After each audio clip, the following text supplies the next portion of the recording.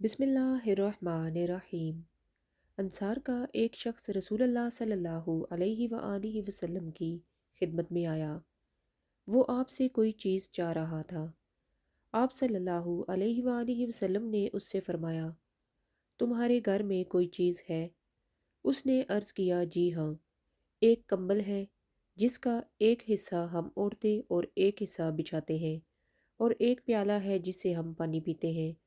آپ صلی اللہ علیہ وآلہ وسلم نے فرمایا، وہ دونوں چیزیں میرے پاس لے آؤ۔ وہ گیا اور ان کو لے آیا۔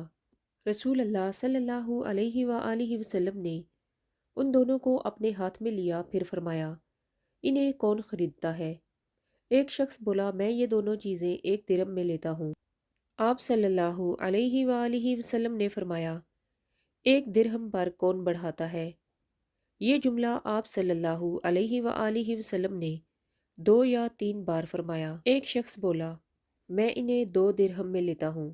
چنانچہ آپ صلی اللہ علیہ وآلہ وسلم نے یہ دونوں چیزیں اس شخص کے ہاتھ بیچ دیں، پھر دونوں درہم انصاری کو دیے اور فرمایا، 1 درہم کا اناج خرید کر اپنے گھر والوں کو دے دو اور دوسرے کا ایک کلہاڑا خرید کر میرے پاس لاؤ۔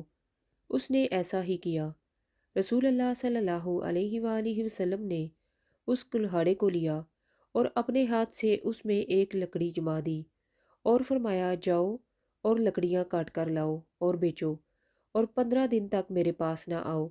چنانچہ وہ لکڑیاں کاٹ کر لانے لگا اور بیچنے لگا۔ پھر وہ آپ کے پاس آیا اور اس وقت اس کے پاس 10 درہم تھے۔ آپ صلی اللہ علیہ وآلہ وسلم نے فرمایا، کچھ کا غلہ خرید لو اور کچھ کا کپڑا۔ پھر آپ صلی اللہ علیہ وآلہ وسلم نے فرمایا، یہ تمہارے لیے اس سے بہتر ہے کہ تم قیامت کے دن اس حالت میں آؤ کہ سوال کرنے کی وجہ سے تمہارے چہرے پر داغ ہو۔ یاد رکھو، سوال کرنا صرف اس شخص کے لیے درست ہے جو انتہائی درجہ کا محتاج ہو، یا سخت قرض دار ہو، یا تکلیف دہ خون بہا کی ادائیگی میں گرفتار ہو۔